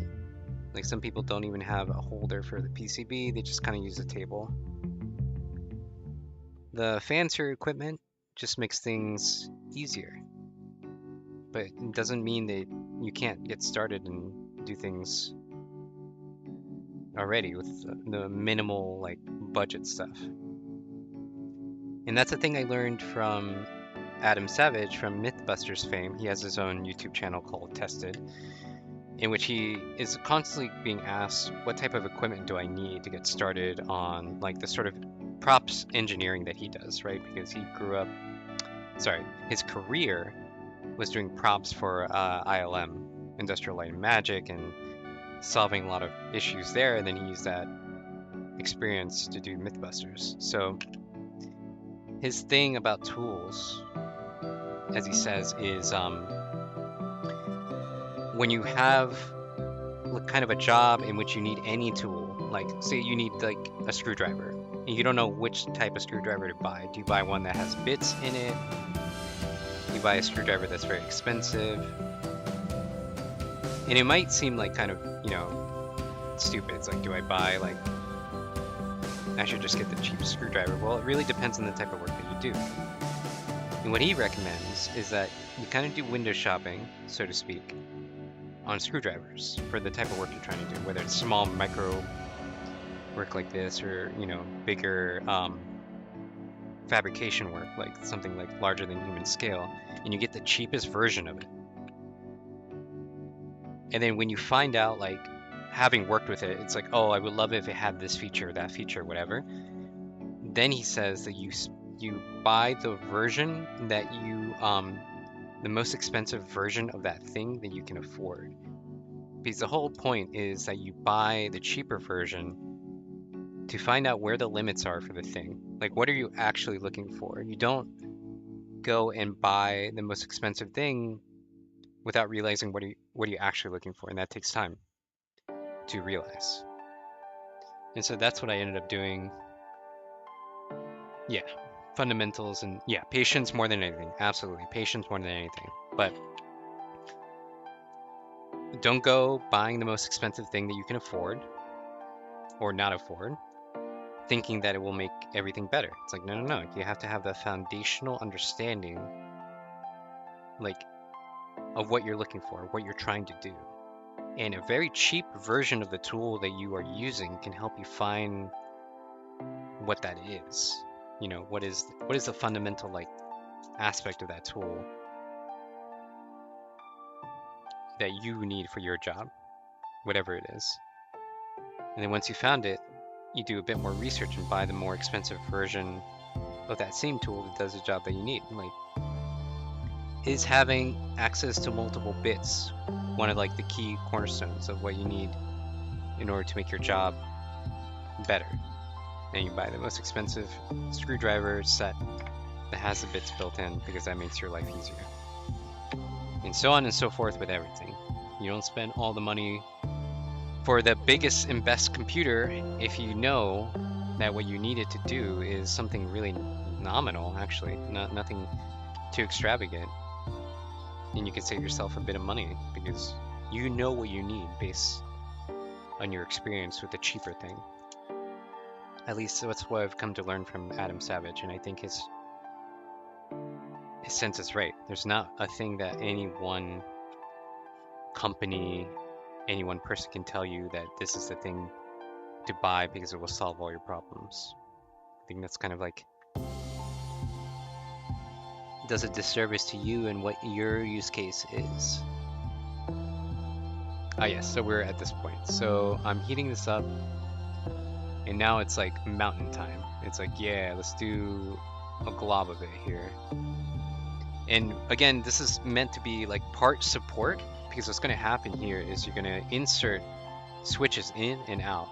And you're going to make sure that this makes good contact and has like enough solder for support. And yeah, we're just going to be running through and doing it all on these sides now. You can upgrade it down. Eduardo is absolutely right. His chat probably won't show up. Like, he's commenting somewhere else. Maybe it's not showing up. Maybe it is. I can't tell. But Eduardo is absolutely right. Down the line, you can upgrade it anyways. The important thing is you just get started. Just do your thing. Like the way I'm just getting started doing the streaming thing, despite the fact knowing, and I know I'm not doing a good job. Like, there are people who will look at this VOD and just be yelling about, like, man, your sound is terrible, what you're saying is nonsense, the music is terrible, whatever, or like the content isn't fun. But I'm just trying things out. I mean, you just gotta try things out with what you have in the end. That's what's important. It's like you have to get out there and tell the world that you are here. Tell the world that you are ready to do something. And if the world does not respond back in kind, It's okay because at least you tried and you learned something. It's okay to fail because it means you tried. I don't know how many keyboards I've failed on. I don't know how many times I've literally burned my hand on the soldering iron. But you gotta just keep trying. Do it for yourself, don't do it for others. Learn, learn, learn. Like, I don't have a degree in electrical engineering, but that's not stopping me from trying to solder. Like, I don't want to allow other people to dictate what I can and cannot do based on some sort of metric that exists, or really might be a figment of people's imagination of what you should have in order to be able to do the thing. Just give it a shot. You'll learn what is actually necessary to complete it from your own personal experience.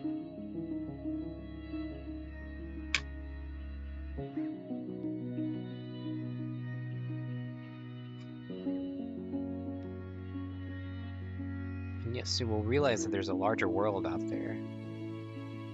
There's a lot more to the thing than you initially thought. But that's part of the wonder of living, of just living, is knowing that something that seems so simple and interesting to you is infinitely more complicated than you ever expected. But that's so much a part of learning and being alive.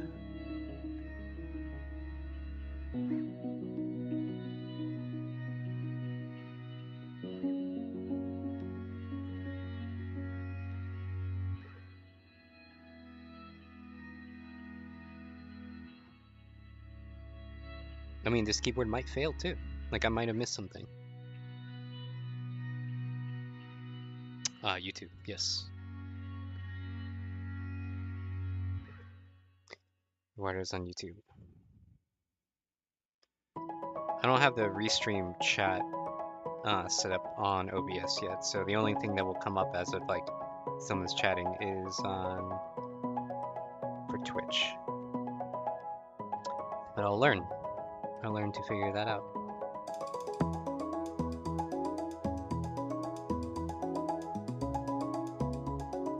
Am I doing this right? No, I think I'm doing this wrong. No, I'm doing this right, yeah.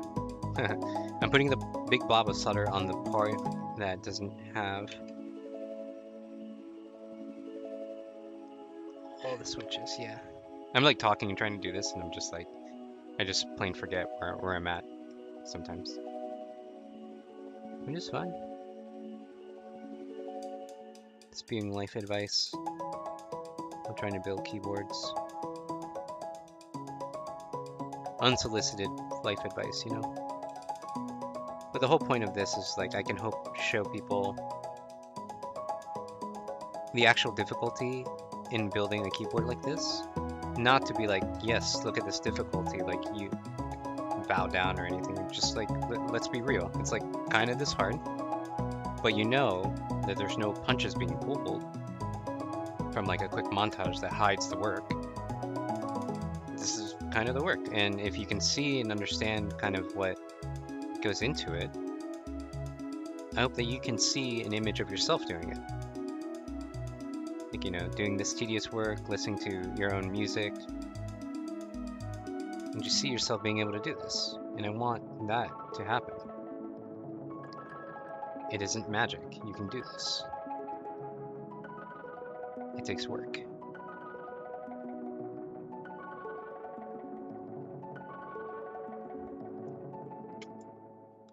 More solder.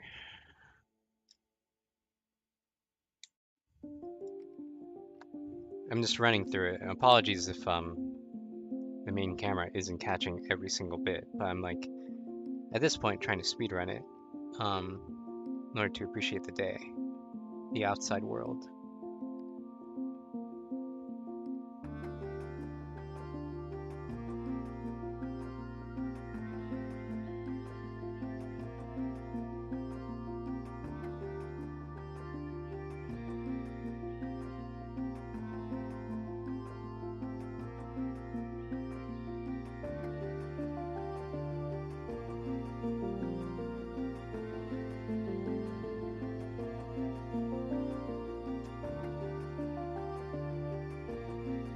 Alrighty, let's double check our work on these sides only, the ones on the right hand side. So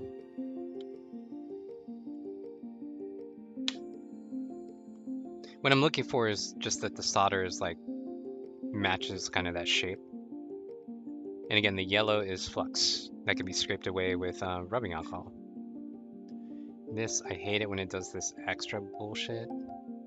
Sorry for the cursing, but it really gets me. Like, what is this now? Like, come on, are you serious? This isn't a problem, but I abhor when it gets when you get solder like stuck in a via like this. It's gonna be fine, just as long as this doesn't make connection with that. Which, mark my words, it will. Like, what is this about? Are you serious?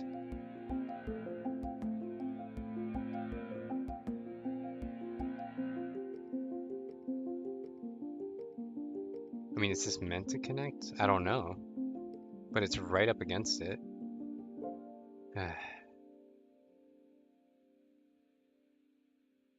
Burn my hand a little bit on that. Well, we will see if the vias actually connect.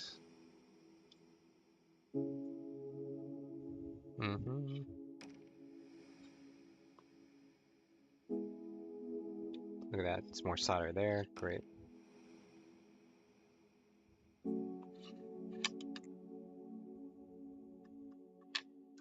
All right, 1 second. I'll be right back.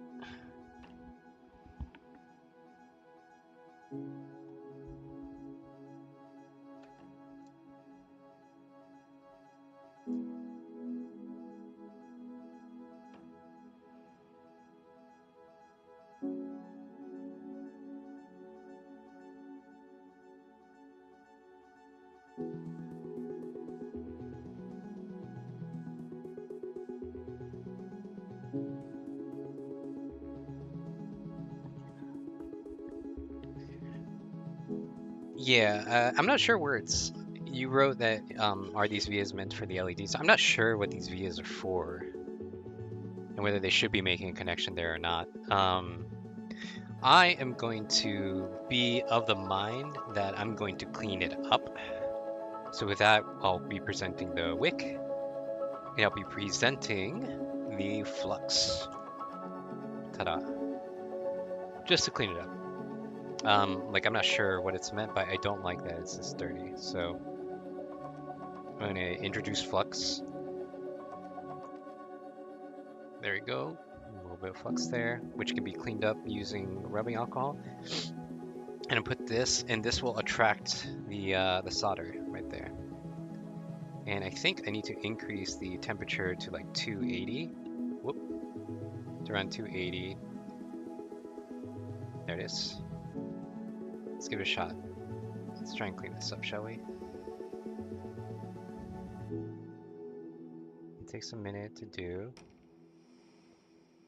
If you're touching the wick when you're doing this, you will get burned. Come on.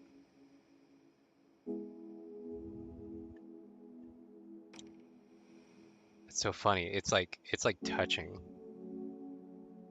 I think it's meant to touch. Now, having done that, I'm going to go ahead and go into continuity mode. And I'm going to touch vias that are right next to other ones, like this one right here. Yeah, it's meant to touch. My multimeter is just beeping really hard right here. So just because this one is like literally touching, that's fine. I'm going to do that to this one too. Yep, that's touching. Okay, so that's fine. That's all fine, actually. I think they're meant to actually be like together. I'm convinced now because I touched those points. Like, I'm fairly certain every single one up there, like, will emit a beep. Like, I can just go down the row. Yep, that makes a connection. That makes a connection. That makes a connection. It's weird when the via is like that hugging it, you know, to the point where like you can accidentally do like a solder ball there or not. So this is gonna be not clean, whatever. I just checked with the multimeter and it's fine. I think everything is good here. I'm gonna go double up on the solder on those sides. It's great that everyone got to see the wick in using flux to try and make the solder flow a little bit. So, but it leaves kind of like this really ugly burnt thing. And that's just the wick. I mean, sorry, that's just the flux. The flux does that. It burns. This particular flux will burn in this particular way. Adding back there. Yeah, but you can tell with the flux there, it's like the solder is actually moving a little bit more nicely. Okay, so reverse it. I guess we'll see if I'm right about the via like being okay connecting, but I'm fairly certain it's fine. Here we go. Double up on this, really get a good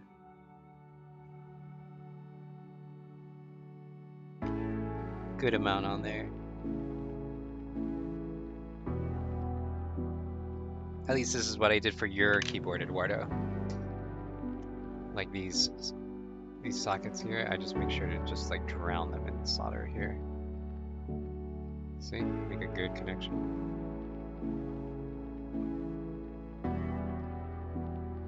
Like that.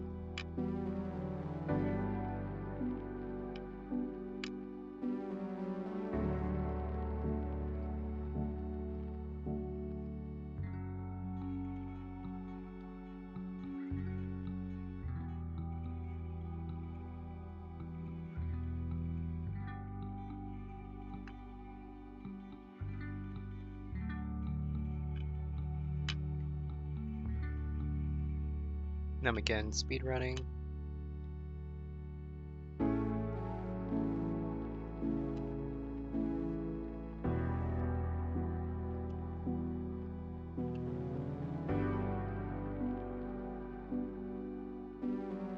Wait, Eduardo, you wrote something before. What keycap set did you get again? Oh, I got the let me see.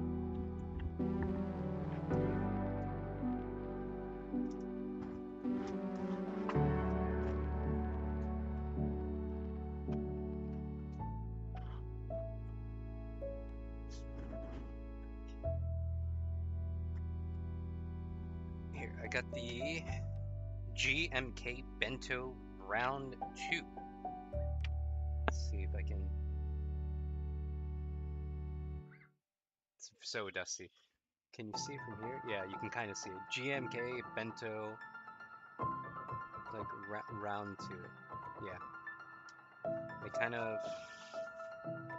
They've been just sitting here waiting for this project to get started. But they kind of look like this. You know, have the Japanese katakana there. Some of the keys look like that with the red. Yeah, that's what I thought. GMK is fancy. Yeah, I splurged on this just because the whole reason this got started was because my brother-in-law got me the switches for Christmas, and I haven't had the chance. And I thought, you know, I've never had the chance of doing a Cherry MX myself. Got me these switches. KB defense. So I guess like actually I don't know if this will work. If I put this on stream for like a little bit, maybe you can scan it and know which switches I got. Sorry, I'm not talking into the mic properly. You can see which type of switches I got. Yeah, it's like this. But yeah, he got me a whole set, and they're really nice, and I would love to actually try them out. So that's why I'm building this keyboard, because I don't have a Cherry MX anything. see. Okay, let's get started again. I can kind of tell that this one doesn't have as much solder as like maybe these, so I'm gonna run through.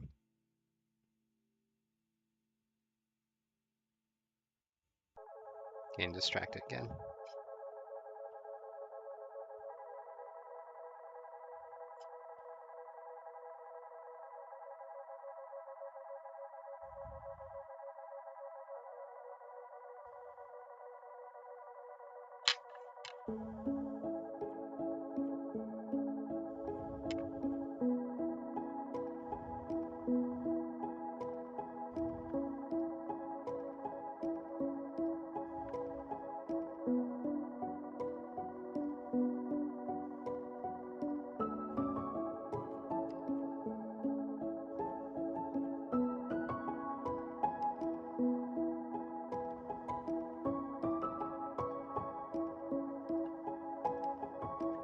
It's a lot of solder for all of this.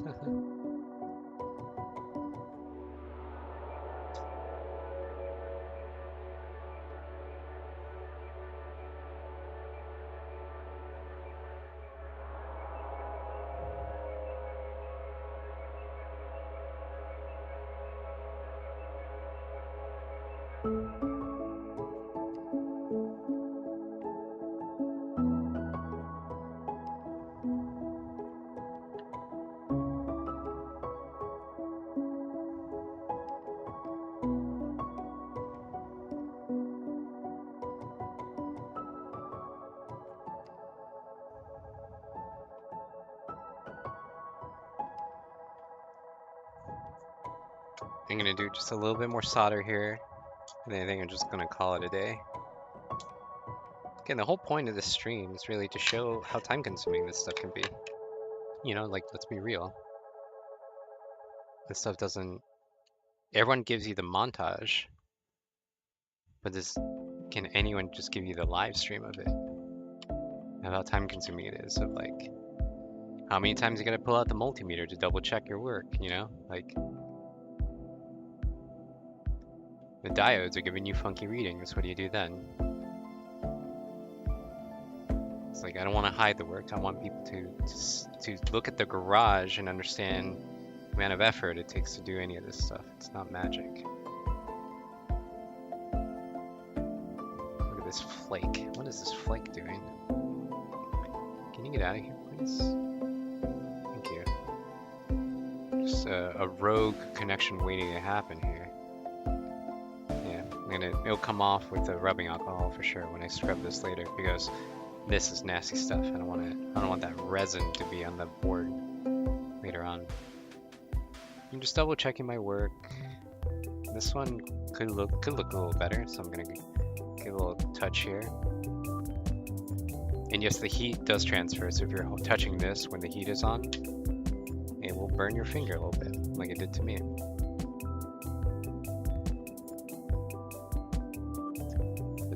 And again, being very careful not to put the iron on that, because that will melt. Trust me from experience.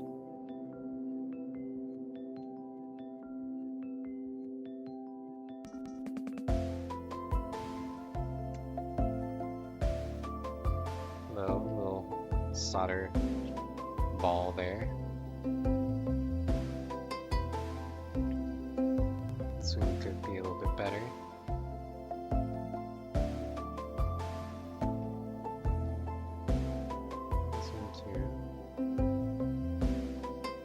Why could it be better? It's just personal preference. I'm just looking at it and be like, you know, it's making the connection. It looks pretty sturdy, but can it be cleaner?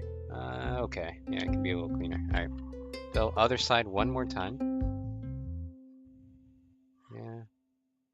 Yeah.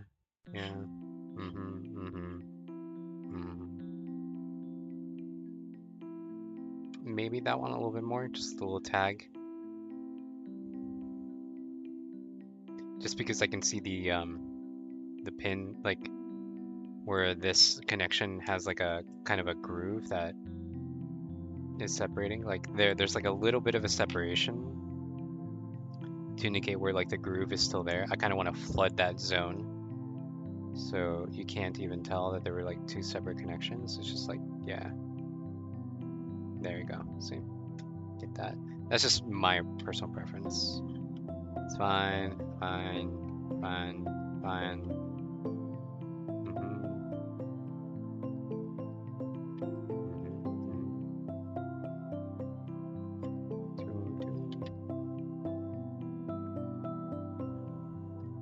And you're probably wondering why am I skipping certain ones? Just because I feel like it. Okay. I think this is it. And this stuff can be cleaned up later, but I'll just clean it up now. Like there isn't a time limit. It's like it's not like, oh no, it's set or whatever. I'm gonna go ahead and power down my soldering iron. I was about to say heating element. Yeah, most people's pandemic project. Yeah, I think so. It's so therapeutic, I feel. All right, so I have this brush. I have a thing of isopropyl alcohol on a nice dispenser, and I'm just gonna scrub it here, you know, like that. Get in there. Look at that. Just takes it right out. Now I'm basically doing this to the rest of the board.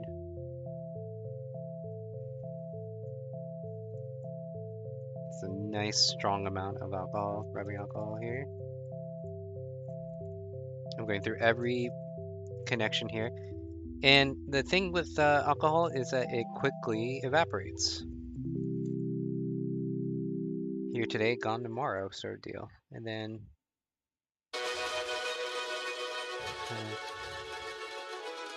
see how it tries to get in there. And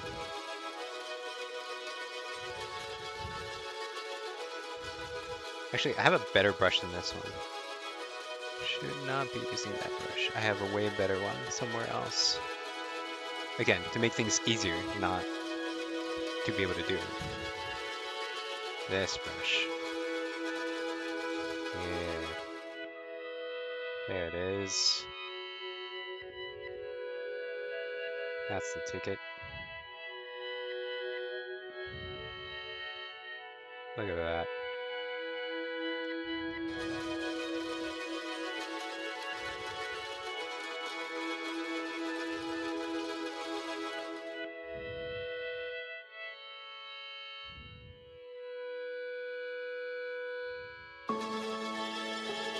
Makes it nice and clean. Not necessary, to be honest. Like, you could make it kind of a goopy mess because, I mean, this is like the underside of a keyboard with a case. No one would really see it, but it's good to keep your workspace and everything that you're doing just clean, just so it gets easier to understand what's going on, right? Have no sort of assumptions that, you know, you didn't clean up, so maybe there's something wrong. It's like, no, I did clean up, I did the work. This shooter shouldn't be happening. And to me, this is just like relaxing. It's really nice to feel the cleanliness that's going on here. Put a good amount of alcohol in there. Really, just bristles will do all the work. And this is all the flux that was like in the solder itself. It's a little dusty, you know, due to it being on my desk for a bit. Get all that cleaned up. Right there too. A little bit more rubbing alcohol.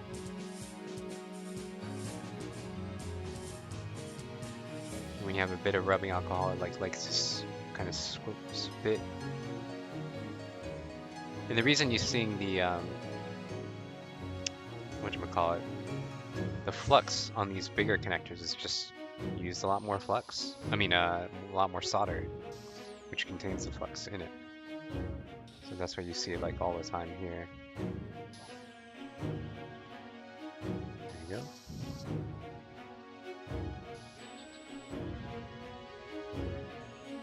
Now here's the question: Is like, do you? Oh, I was about to say, it's like, do you bother with the solder balls that are on the board that are like loose?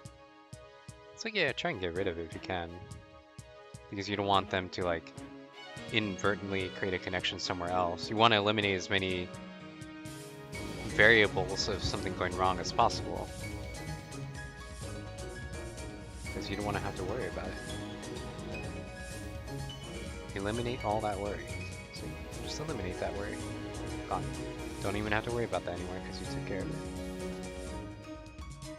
Right there. Right there.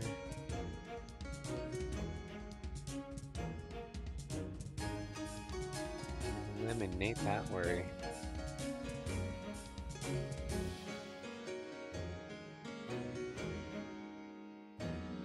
Goodbye, worry. Don't have time for you here. Alright, that one's being a little bit of a butt. Okay. Gone. It's funny, the board feels a little sticky here. Like, it just feels... I think it's just the flux that was used.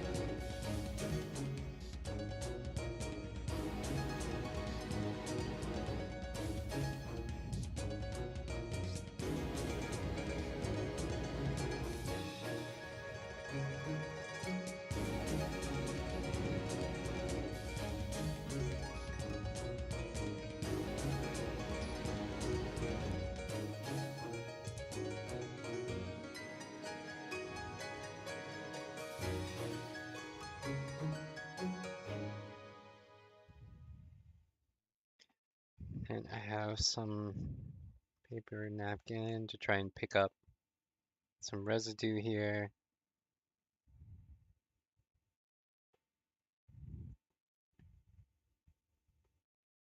Nothing too high tech, right? It's just a little rubbing alcohol,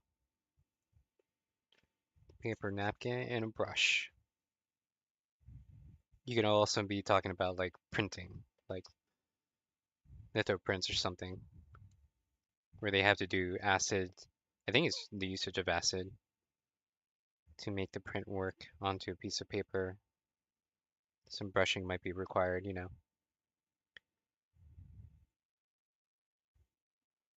Okay, and this is, let me rub this surface down as well because this will contain some of the flux because it goes through the board. Whoop, dropped my brush.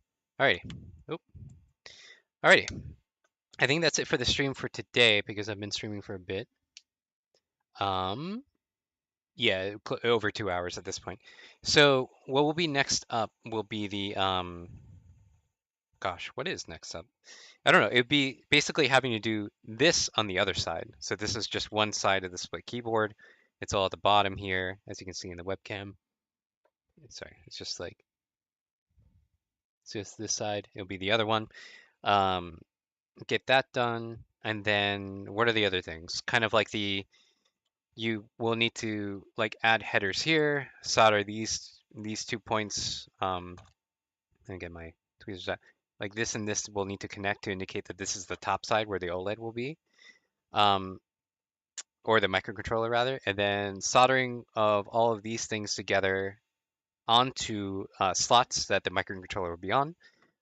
And um, what else? And then I wrote something here to indicate that this is the front left, and it just got erased. Well, the rotary encoder will be on here, and then the button to reset the board itself will be here. That needs to be soldered on this side, and then this is for the TRRS jack. And that will be more or less the complete keyboard itself. So those will be up next. I think I'll try and maybe off stream do this entire side on the other one because there's no reason to have to rewatch what I just did here and all the techniques because I will be applying literally the same techniques on the other side. Maybe for the next stream it will be this whole like kind of front side of the board instead will be what I will be tackling next because that I haven't streamed on both platforms yet. So until next time, everyone, thank you so much for stopping by, Eduardo, to anyone else. who is viewing this later or who is viewing right now, thank you very much for your attention. And I hope you have a lovely rest of your day, evening, or night. Everyone, please take care of each other and of yourselves. Until next time.